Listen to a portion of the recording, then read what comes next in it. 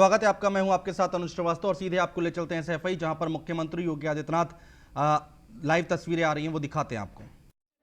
43 सेवाओं पर भारत सरकार के सहयोग से और 18 से 44 के बीच में प्रदेश सरकार स्वयं वैक्सीन खरीद करके इस वैक्सीनेशन के अभियान को आगे बढ़ा रही है।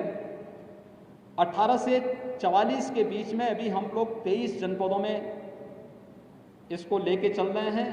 हम धीरे धीरे करके इसका विस्तार कर रहे हैं। हमारा प्रयास है कि जून में जितना वैक्सीन हम प्रतिदिन दे रहे हैं, इसको हम दोगुना से ज़्यादा बढ़ा करके अधिक से अधिक लोगों तक इसके कवरेज को पहुंचाने की व्यवस्था करें। प्रदेश ने वर्तमान परिस्थिति में कोरोना के खिलाफ जो अभियान प्रारंभ किया है, ये तो सफलतापूर्वक आगे बढ़ ही रहा है। हमने थर्ड वेव की आशंका के भी समाधान की कार्रवाई अभी से कर दी है। हर मेडिकल कॉलेजेस को 100 बेड का पीडियाट्रिक आईसीयू बनाने के लिए निर्देश दिए गए हैं। हर डिस्ट्रिक्ट हॉस्पिटल में भी 25 से 30 बेड का पीडियाट्रिक आईसीयू के निर्माण की कार्रवाई प्रारंभ कर दी गई है। ऑक्सीजन प्लांट प्रदेश के अंदर 300 से अधिक वर्तमान में या तो निर्माणाधीन हैं या प्रस्तावित किए गए हैं, जिससे हर जनपद ऑक्सीजन में आत्मनिर्भर हो सके। इस कार्रवाई को सफलतापूर्वक आगे बढ़ाने का कार्य किया जा रहा है। भारत सरकार का इसमें बहुत बड़ा सहयोग हो रहा है। फर्स्ट वेव की तुलना में ऑक्सीजन की आपूर्ति ज़्यादा होने के कारण, ज़्यादा डिमांड ज़्यादा होने के कारण आपूर्ति के लिए भारत सरकार के सहयोग से ऑक्सीजन एक्सप्रेस चलाई गई। एयरफोर्स के विमानों के माध्यम से ऑक्सीजन की आपूर्ति में सहयोग लिया गया और ऑक्सीजन में कहीं कोई दिक्कत न हो, इसके बारे में निरंतर नित नए प्रयास केंद्र और प्रदेश सरकार के द्वारा किए जा रहे हैं और आने वाले समय में हर जनपद ऑक्सीजन के क्षेत्र में आत्मनिर्भर होगा। प्रदेश सरकार ने यह भी तय किया है, अभी जो हमारी कार्रवाई चल रही है, एक तो कम्युनिटी किचन, हर जनपद में कम्युनिटी किचन का प्रारंभ। हर जरूरतमंद को, रिक्शा चालक है, ई रिक्शा चालक है, स्ट्रीट वेंडर है या मरीज के परिजन हैं, उनको भोजन मिल सके। मरीजों का उपचार निःशुल्क है। जो सरकारी हॉस्पिटल में या सरकार के द्वारा टेक ओवर किए गए हॉस्पिटल है, वहां पर निःशुल्क उपचार के भोजन की व्यवस्था हर पेशेंट को उपलब्ध कराई जा रही है। लेकिन जो हॉस्पिटल जहां पर हॉस्पिटल में चूंकि हम कोरोना कर्फ्यू में हैं, तो मरीज के परिजन, रेस्टोरेंट बंद चल रहे हैं। एक बात कहिए, हर प्रशासन को निर्देशित किया गया है कि मरीज के परिजनों की भी व्यवस्था कम्युनिटी किचन से कम 2 समय का भोजन की व्यवस्था उन लोगों के लिए जरूर हो। और ये व्यवस्था मैं धन्यवाद दूंगा अपने विधायक को, जिन्होंने यहाँ पर सैफई में इस मेडिकल कॉलेज में स्वयं उन्होंने अपनी ओर से एक निःशुल्क कैंटीन प्रारंभ किया है। जिला हॉस्पिटल में भी यहाँ पे व्यवस्था चल रही है और भी जगह पर जो कार्यक्रम चल रहे हैं। ऑक्सीजन प्लांट इन लोगों ने न केवल यहाँ पे हॉस्पिटल में उपलब्ध कराए हैं, बल्कि CSCs में भी उपलब्ध करवाने की कार्रवाई की है। एक जागरूक जनप्रतिनिधि के रूप में जिस प्रकार के दायित्व का निर्वहन होना चाहिए, उस कार्यक्रम को ये लोग निरंतर आगे बढ़ाने का कार्य कर रहे हैं। इन्होंने सफलतापूर्वक उस कार्यक्रम को आगे बढ़ाया है। केंद्र सरकार के द्वारा प्रधानमंत्री गरीब कल्याण पैकेज के अंदर मई और जून में हर व्यक्ति को, हर गरीब जरूरतमंद को निःशुल्क खाद्यान्न वितरण की व्यवस्था 20 मई से प्रारंभ हो गई है। 30 मई तक ये कार्यक्रम चलेगा। मई प्रथम सप्ताह में हम लोग प्रदेश सरकार के द्वारा भी निःशुल्क खाद्यान्न हर एक जरूरतमंद को, 15 करोड़ से अधिक लोग उससे लाभान्वित होंगे। 3 महीने तक ये व्यवस्था हम पहले चरण में लेने जा रहे हैं। जून, जुलाई और अगस्त में हर जरूरतमंद को ये भोजन, निःशुल्क खाद्यान्न, ड्राई राशन उपलब्ध करवाने का कार्य होगा। इसके साथ ही सरकार ने यह भी तय किया है, उस हर जरूरतमंद को, जो जरूरतमंद स्ट्रीट वेंडर है, रिक्शा चालक है, ई रिक्शा चालक है, कुली है, पल्लेदार है, नाऊ है, धोबी है, मोची है, या इस प्रकार की जो एक कैटेगरी है, जिन लोगों को जो डेली कमाते हैं उनके उसी से व्यवस्था चलती है, उन लोगों को भी हम लोग न केवल राशन बल्कि भरण पोषण भत्ता भी उनको जून माह में उपलब्ध करवाने की कार्रवाई। श्रमिक हैं, लगभग 2 करोड़ लोग इससे लाभान्वित होंगे।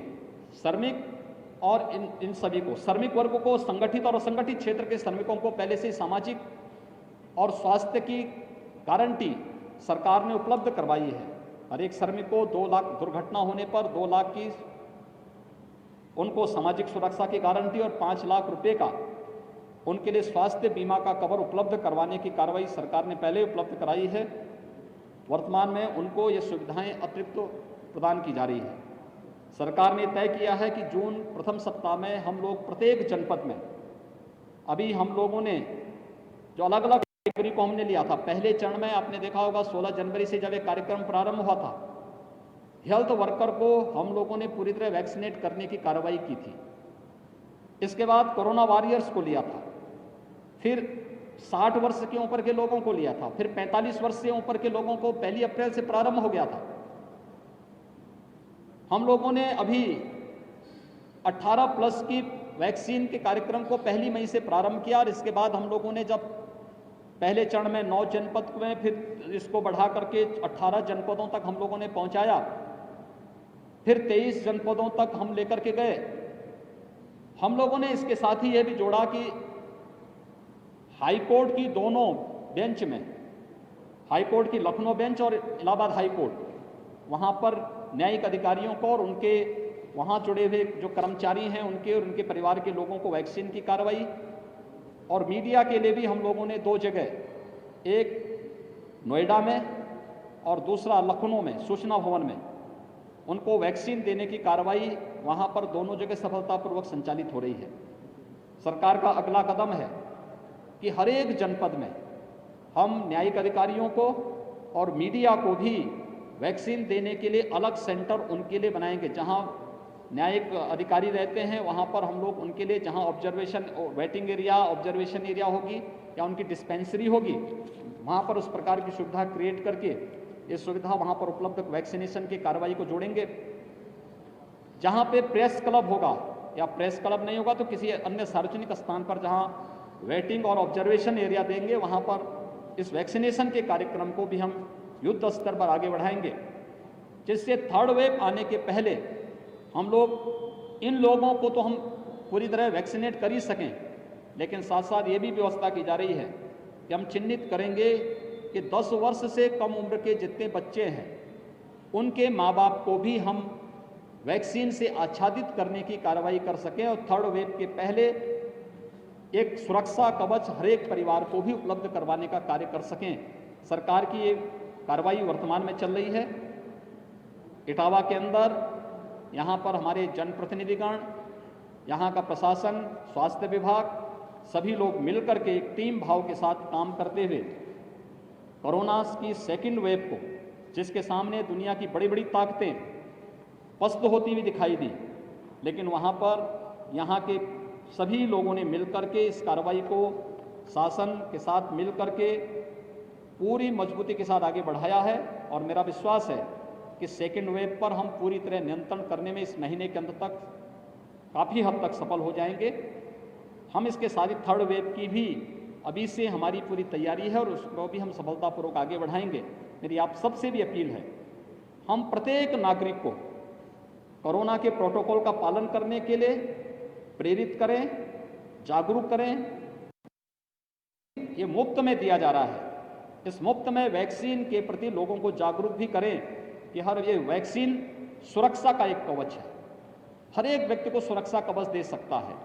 हम वैक्सीन लगाने में परहेज न करें, बल्कि हर व्यक्ति वैक्सीन लगाएं। मुझे प्रसन्नता है कि इटावा जनपद में अब तक 1,20,000 से अधिक लोगों ने वैक्सीन लिया है और लोगों में इसके प्रति जागरूकता है। ग्रामीण क्षेत्र में भी CSCs को, यानी कॉमन सर्विस सेंटर को रजिस्ट्रेशन का केंद्र बिंदु बना करके हम इस कार्रवाई को आगे बढ़ाने का कार्य करेंगे। धन्यवाद।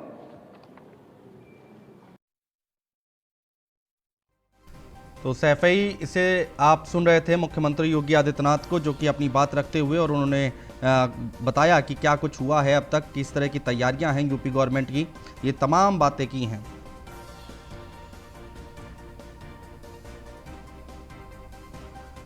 तो तो इटावा पहुंचे मुख्यमंत्री योगी आदित्यनाथ। ऑक्सीजन प्लांट का अधूरा काम देख जताई नाराजगी। इसका निर्माण कार्य 18 मई तक पूरा हो जाना था। काम के अधूरा होने पर सीएम ने नाराजगी जताई है। साथ ही प्लांट निर्माण जल्द पूरा कराने को कहा है। तो ये एक बड़ी खबर हम आपको बता रहे हैं, अहम खबर है।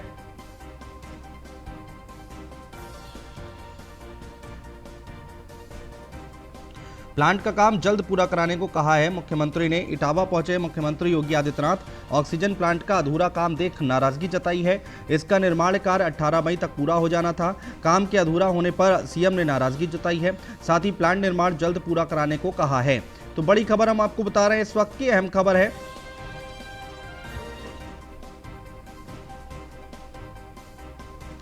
सैफई पहुंचे हुए हैं मुख्यमंत्री योगी आदित्यनाथ। ऑक्सीजन प्लांट का अधूरा काम देखकर नाराजगी जताई है। 18 मई तक पूरा हो जाना था निर्माण कार्य। काम के अधूरा होने पर सीएम ने नाराजगी जताई है।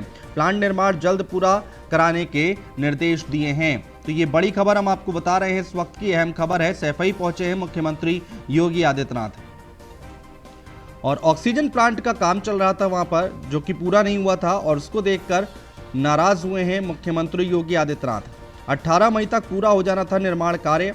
काम के अधूरा होने पर सीएम ने नाराजगी जताई है। प्लांट निर्माण जल्द पूरा कराने के निर्देश दिए हैं।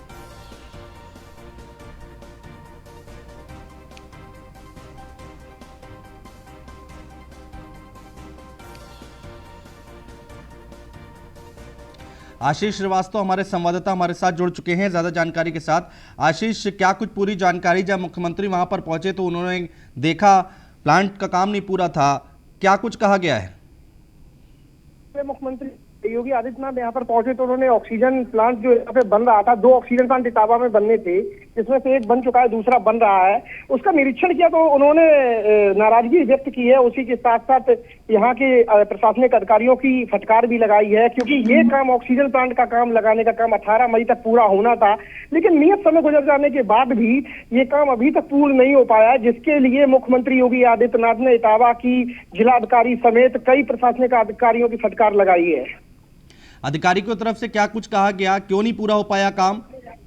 अधिकारियों की तरफ से यह अभी आश्वासन दिया गया है कि कार्य को जल्द से जल्द पूर्ण करा लिया जाएगा, लेकिन करवा रहे थे, लेकिन कुछ तकनीकी वजहों की वजह से ये ऑक्सीजन प्लांट अभी तक चालू नहीं हो पाया। लेकिन मैं बता दूं 18 मई 2021 तक ये ऑक्सीजन प्लांट शुरू होना था और योगी की व्यवस्थाओं के लिए ये ऑक्सीजन प्लांट को सुचारू रूप से कई समय से इसको चालू करने का प्रयास किया जा रहा था, लेकिन किन्हीं कारणों से ये 18 मई तक शुरू नहीं हो पाया। और आज योगी ने आते ही आके इसका निरीक्षण किया, जिस पर योगी ने ये बताया कि नाराजगी व्यक्त करते हुए फटकार भी लगाई है अधिकारियों की और कहा है कि इस काम को जल्द से जल्द पूरा किया जाए।